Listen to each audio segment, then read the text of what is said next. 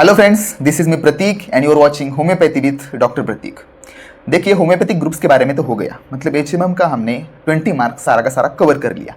लेकिन practice of medicine के 20 marks के क्वेश्चन में एक और सब क्वेश्चन रहता है जो कि रहता है अप्लाइड होम्योपैथी के बारे में, जिसमें 5 चीज़ें पूछी जाती है: एक्यूट और chronic prescription, scope and limitation, miasmatic understanding और ऑक्सिलरी एंड एंसिलरी मैनेजमेंट। ठीक है, बहुत सारे बच्चों का डाउट था कि इसमें लिखना क्या है। देखिए, ये जो 5 पॉइंट्स है, इसमें से आपको एग्जाम में 2 पॉइंट्स पूछे जाएंगे और वो 2 पॉइंट्स हर एक डिसीज के लिए अलग अलग होते हैं। मतलब 50% अलग अलग रहता है और 50% सेम रहता है। ठीक है, तो आप यहाँ वीडियो में तो मैं हर एक डिसीज़ के बारे में नहीं बता सकता, लेकिन मैंने ऐसा फॉर्मेट बनाया है जिसमें अगर आप ये फॉर्मेट याद करें तो सिर्फ आप डिसीज़ के सिम्टम और डिसीज़ की पैथोलॉजी देखकर आप ये अप्लाइड होम्योपैथी आसानी से लिख सकते हैं। ठीक है, तो देखिए 5 पॉइंट्स में हमें पूछा जा सकता है, इसमें से 2 पॉइंट पूछे जाएंगे। उसमें एक्यूट प्रिस्क्रिप्शन है, chronic prescription, scope and limitation, miasmatic understanding और आखिरी important auxiliary and ancillary management. तो हमें सबसे पहले पहला पॉइंट है एक्यूट प्रिस्क्रिप्शन में क्या क्या लिखना है। तो एक्यूट प्रिस्क्रिप्शन में क्या क्या होता है, based on the present symptoms. For the second point है for the clinical features of the disease to relieve patient acutely, mainly acute and short acting medicine are used. और लास्ट पॉइंट है totality या फिर totally based on present totality. देखिए, जो acute prescription रहता है वो एक्यूट स्टेट में अगर डिसीज एग्रीवेशन हो गया तो प्रेजेंट टोटलिटी है, मतलब कफ है तो कफ है, कफ के साथ एक्सपेक्टरेशन है या नहीं है, कहा किस चीज़ से एग्रीवेट हो रहा है, किस चीज़ से एम्बलरेट हो रहा है और किस चीज़ से कफ प्रोड्यूस हुआ। तो इतने ही छोटी सी टोटलिटी, इतने ही 5-6 सिम्टम लेके हम पेशेंट को मेडिसिन देंगे, तो ये हो गया एक्यूट प्रिस्क्रिप्शन। ठीक है, इसमें हमें पास्ट हिस्ट्री, पेशेंट की मेडिकल हिस्ट्री, ठीक है, या फिर फैमिली हिस्ट्री या फिर उसका कॉन्स्टिट्यूशन, इन चीज़ों से हमें कोई लेना देना नहीं। सिर्फ जो अभी डिसीज़ है, जो डिसीज़ का थोड़ा सा पिक्चर है, उसमें हमें टोटलिटी बना के acute medicine, short acting medicine हमें प्रिस्क्राइब करनी है। सेकेंड पॉइंट है क्रॉनिक प्रिस्क्रिप्शन। क्रॉनिक प्रिस्क्रिप्शन में आपको क्या लिखना है। अब क्रॉनिक प्रिस्क्रिप्शन में क्या क्या इंक्लूड होता है। First point when acute symptoms are relieved for eradication of the cure of the disease. जब एक्यूट सिम्टम्स चले जाते हैं और डिसीज अगर मान लो क्रॉनिक हो तो उस क्रॉनिक डिसीज को जड़ से क्योर करने के लिए हमें क्रॉनिक प्रिस्क्रिप्शन देना पड़ेगा। कॉन्स्टिट्यूशनल मेडिसिन रहती है, पेशेंट का कॉन्स्टिट्यूशन हम कंसिडर करके ही मेडिसिन देते हैं क्रॉनिक में, पेशेंट को इंडिविजुअलाइज करना पड़ेगा उसके लिए। देन फोर्थ पॉइंट है include present as well as past and family history. Patient की प्रेजेंट हिस्ट्री, पास्ट हिस्ट्री और उसके साथ उसकी फैमिली हिस्ट्री भी हम इसमें कंसिडर करते हैं। Mostly deep long acting anti miasmatic medicine prescribe की जाती है। ठीक है, तो पहले एक्यूट प्रिस्क्रिप्शन में आपको जो भी डिसीज है, ठीक है, मान लो अस्थमा है तो अस्थमा के जो भी कॉमन सिम्टम्स होंगे, ठीक है, एक्यूट स्टेट में, उस हिसाब से हमें वहाँ पर उस रेमेडी का नाम लिखना है, या फिर वहाँ पर पहले से हमें रेमेडी का नाम दिया होगा और हमें उसके सिम्टम्स लिखने हैं। और वही अगर क्रॉनिक में पूछा जाए तो वही एक्यूट के सिम्टम हमें उठाने हैं, 3-4 सिम्टम, और साथ ही साथ जो रेमेडी हमें याद है। मतलब अगर मान लो कौन सा रस्टॉक्स, रोमेटॉइड आर्थराइटिस का क्वेश्चन आया और आपको रोमेटॉइड आर्थराइटिस में एक्यूट और क्रॉनिक प्रिस्क्रिप्शन दोनों भी पूछा गया, तो एक्यूट में क्या लिखेंगे, जो भी कॉमन सिम्टम्स रहेंगे रोमेटॉइड आर्थराइटिस के, क्या क्या रहता है। स्टिफनेस रहता है, morning stiffness, first motion aggravation, amelioration by continued motion, ठीक है, और ठंड से एग्रेवेट होता है रोमेटिज्म। तो ये सारी जो रहेगी वो एक्यूट चीज़ें जो कि रस्टॉक्स कवर करेगा, तो यह हो गया इसका एक्यूट प्रिस्क्रिप्शन। लेकिन जब ये एक्यूट कंडीशन चली जाती है, हमें पेशेंट को क्या करना पड़ता है, एंटी माइजमेटिक मेडिसिन देनी पड़ती है। किस लिए, टोटल क्योर होने के लिए। तो मान लो पेशेंट की आपने और हिस्ट्री ली तो पता चला कि पेशेंट पहले से ही कैल्शियम डेफिशिएंसी है पेशेंट में, प्रोफ्यूज पर्स्पिरेशन है, मीठा खाना पसंद है, थोड़ा सा फियरफुल है पेशेंट, तो ये सारे टोटलिटी मिलाकर हमें मिला कैलकेरिया का कॉन्स्टिट्यूशन, तो हम उसे क्रॉनिक बेसिस पर कैलकेरिया देंगे। तो ठीक है, मतलब एक्यूट में आपको एक्यूट डिसीज की टोटलिटी लेनी है और क्रॉनिक में as a patient whole individualize करके वहाँ पर आपको आंसर लिखना है। हर एक क्वेश्चन, हर एक डिसीज के लिए उस सिम्टम्स के हिसाब से आपको रेमेडी डिसाइड करनी है। ठीक है, थर्ड है scope and limitation of homeopathy. अब देखिए, स्कोप क्या है, लॉन्ग टर्म कॉन्स्टिट्यूशनल जो केयर रहती है वो होम्योपैथी से हम प्रोवाइड कर सकते हैं। Second for the functional change, मतलब इन्फ्लामेशन, डेफिशिएंसीज, कंजेशन, इस टाइप की कंडीशन में होम्योपैथी हम प्रिस्क्राइब कर सकते हैं। ठीक है, साथ ही साथ साइकोटिक और सिपिलिटिक कंडीशन में भी प्रिस्क्राइब करेंगे। एटोमेन डिसीजेस के लिए भी, जो भी एटोमेन डिसीज है, rheumatoid arthritis, psoriasis, in combination with conventional treatment. अब आंसर में आपको पहले 2-3 पॉइंट लिखेंगे आप। अगर मान लो डिसीज सुपरफिशियल लेवल का है, ज़्यादा उसमें क्रॉनिक चेंजेस नहीं है, ज़्यादा इंपॉर्टेंट ऑर्गन्स इन्वॉल्व नहीं है, मान लो सोरियासिस है, ठीक है, तो उस कंडीशन में आप प्योरली होम्योपैथी से ट्रीट करेंगे, क्योंकि एलोपैथी के पास एक स्टेरॉइड से, होम्योपैथी में आप उसको एंटी माइस्पेटिक ट्रीटमेंट दे सकते हैं। तो होम्योपैथी में ऑटोइम्यून डिसीज के लिए काफ़ी अच्छा स्कोप है। लेकिन अगर मान लो कैंसर है और वो भी मेटास्टेटिक कैंसर, तो उसमें आपको कन्वेंशनल मेडिसिन यानी कि एलोपैथी के जो रेडिएशंस रहेंगे, एंटी कैंसर मेडिसिन रहेंगे, उसके साथ साथ आपको होम्योपैथी भी आप उसे प्रोवाइड कर सकते हैं, क्योंकि कैंसर के बहुत सीवियर पेन रहते हैं। तो होम्योपैथी में आप कैंसर के लिए पैलिएटिव रूप से कन्वेंशनल एलोपैथिक मेडिसिन के साथ साथ होम्योपैथी भी दे सकते हैं। तो ये भी उस होम्योपैथी का स्कोप है। नेक्स्ट है पैलिएशन इन इनक्यूरेबल डिसीजेस। ठीक है, इनक्यूरेबल यानी कि मेटास्टेटिक कैंसर हो गया, बहुत डीप डिजेनरेटिव, बहुत ज़्यादा खराब कंडीशन है। इस कंडीशन में आप होम्योपैथी पैलिएशन के रूप में, यानी कि सिर्फ सिम्टम हमें कवर करना है, डिसीज पूरा ठीक हो जाए ये हमारी अपेक्षा नहीं है। हमारी अपेक्षा सिर्फ है कि पेशेंट को थोड़ा सा अच्छा लगे, इसे कहते हैं पैलिएशन, यानी कि सिम्टम्स कम करना। नेक्स्ट है reducing the side effects of allopathic medicine. अब देखिए कुछ कंडीशन में होम्योपैथी भी काम नहीं आती, और जो एलोपैथिक मेडिसिन के साइड इफेक्ट थे वो उससे बदतर हो जाती है। इस कंडीशन में एलोपैथिक मेडिसिन के साइड इफेक्ट्स कम करने में होम्योपैथी काम आएगी।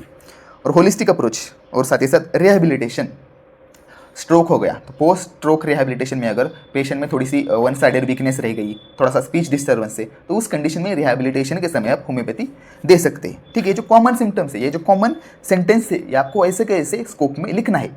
ठीक है, अब लिमिटेशन में क्या करेगा, अगर मान लो फ्रैक्चर है, एक्सीडेंट है, ओपन वुंड है, इस टाइप की कंडीशन में इमरजेंसी कंडीशंस होती है, जैसे कि माइक्रोडियल इन्फेक्शन, ठीक है, ब्लड क्लॉट है, कोरोनरी आर्टरीज में कहीं ब्लॉक हो गया, तो उस कंडीशन में होम्योपैथी तो क्लॉट नहीं निकाल सकती। ठीक है, होम्योपैथी तो एंटीकोगुलेंट नहीं है, होम्योपैथी क्लॉट डिजोल्व नहीं कर सकती, तो इस कंडीशन में होम्योपैथी लिमिटेशन में आ जाएगी।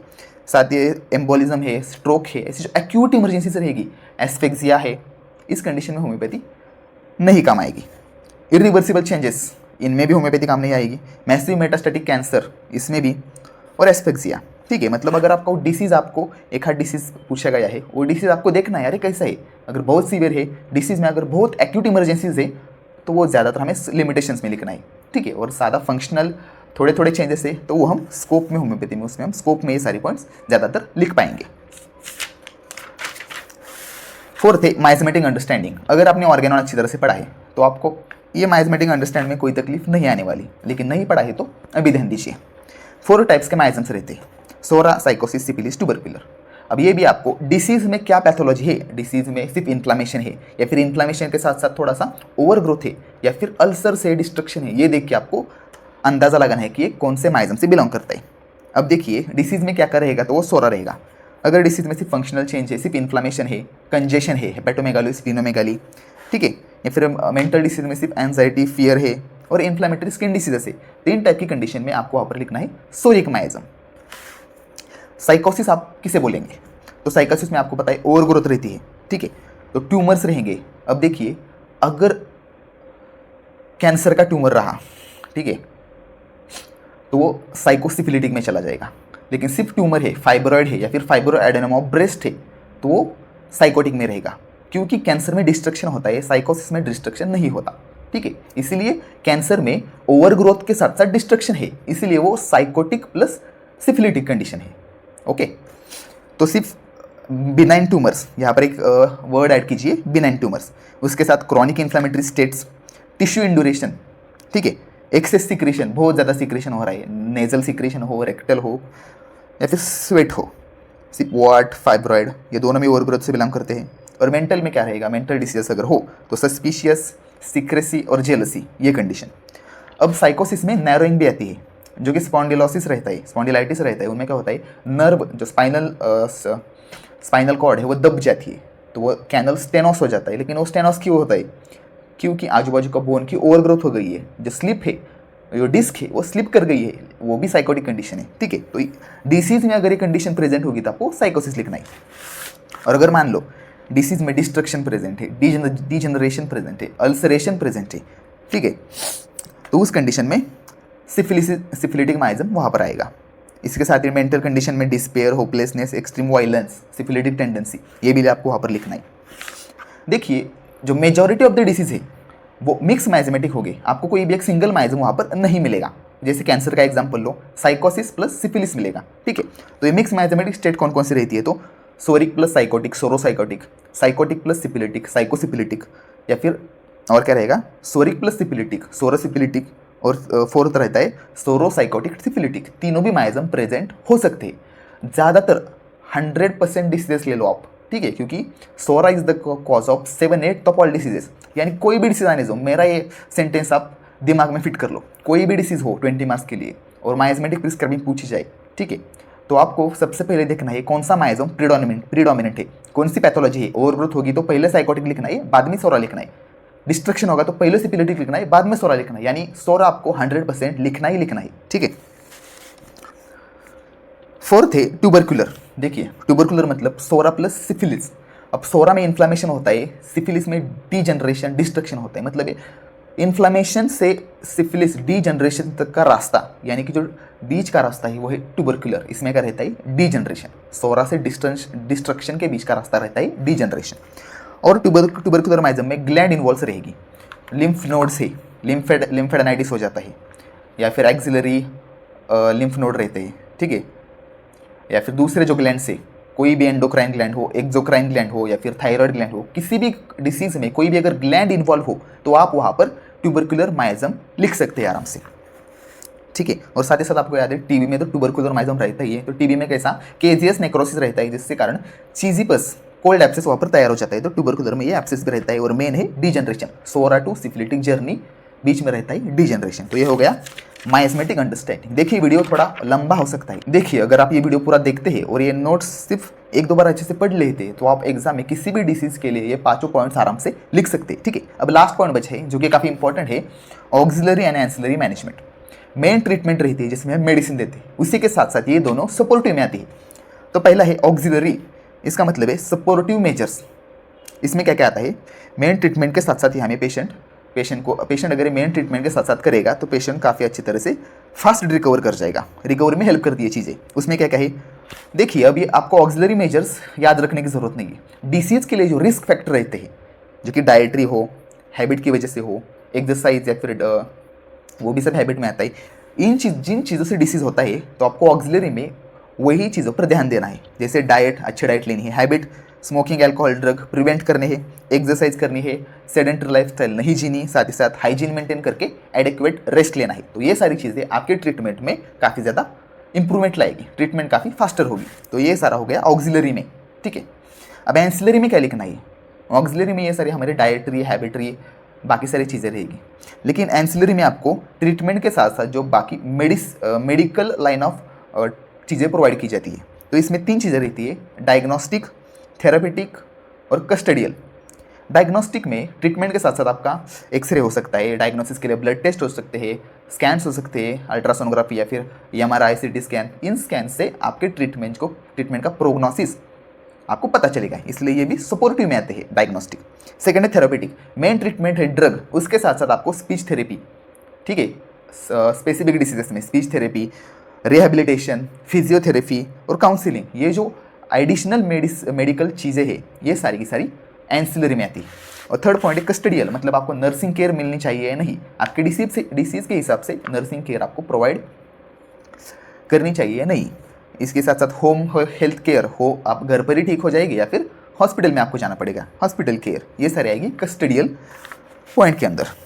और देखिए ये बोथ जो मेजर्स है ऑक्सिलरी एंसिलरी, ये एक्चुअल ट्रीटमेंट नहीं है, ये एक्चुअल मेडिसिनल ट्रीटमेंट को सिर्फ सप्लीमेंट करने का काम करते हैं। और विदाउट मेडिसिनल ट्रीटमेंट सिर्फ इन चीज़ों से पेशेंट रिकवर नहीं हो पाएगा, ठीक है। इसलिए एक्चुअल ट्रीटमेंट अलग रहती है, आपको साथ साथ ऑक्सिलरी और एंसिलरी इन दोनों का डिफरेंस याद रख के डिसीज़ के हिसाब से ये दोनों चीज़ें आपको लिखनी है, ठीक है। अगर ये वीडियो देखने के बाद भी अगर मन में कोई क्वेश्चन हो तो आप कमेंट सेक्शन में ज़रूर पूछ सकते हैं। साथ ही साथ ये सारे के सारे जो पॉइंट्स मैंने लिखे हैं उसकी लिंक मैंने डिस्क्रिप्शन में दे दी है, वहाँ से आप डाउनलोड कीजिए, ठीक है। आपसे मिलता हूँ अगली वीडियो में, तब तक के लिए नमस्कार।